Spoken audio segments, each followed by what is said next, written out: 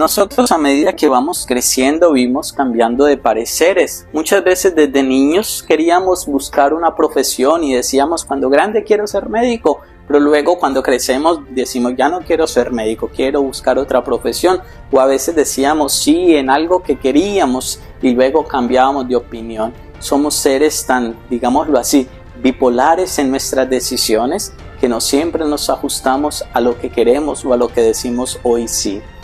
Hoy nos encontramos en el Evangelio dos hijos a los cuales son llamados a trabajar a la viña. Sin embargo, el uno que dice sí inicialmente, luego no va. Y el otro que dice no, cambia de actitud y de idea y luego va.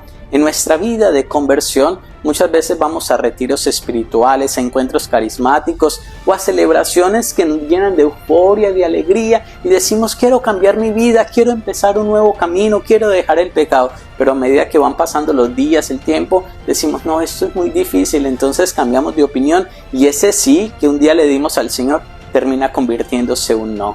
¿Cuántas veces nosotros nos ponemos en la actitud de aquel hijo que dice sí, pero luego dice no? No, en el camino de conversión debe ser un eternamente sí. Y a veces cuando cambiamos de opinión, pues pasamos al otro campo. Cuando decimos sí, estamos en el campo de la misericordia de Dios, que vamos a la viña, vamos a su gracia. Pero cuando decimos no, es un signo que ya no quiero estar en la viña. Entonces viene la justicia y esa justicia trae consecuencias. Porque es que cuando no estamos en el sí de Dios, pues estamos aislados de su gracia y ahí viene la justicia divina. Por eso es que lo dice el profeta Ezequiel: ¿acaso ustedes piensan que mi parecer es injusto? No, son sus maldades las que les hace tener grandes consecuencias. Por lo tanto, cuando estamos en el sí de Dios, pues estamos siempre en su gracia misericordiosa. Por eso el Salmo lo viene a expresar: recuerda, Señor, que tu ternura es eterna. No abandones nunca la obra de tus manos. Es decir,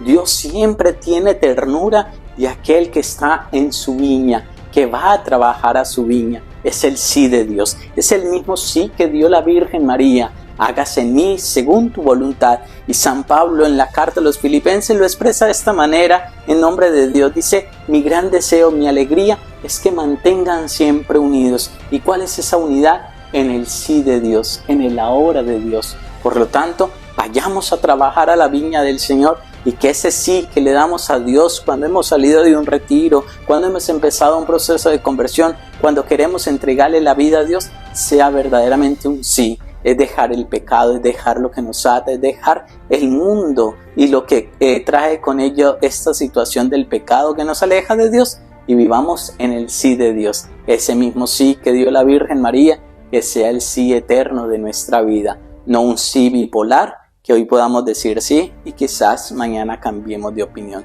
El sí de Dios es un sí eterno, es un sí que nos lleva a la salvación. Bendiciones.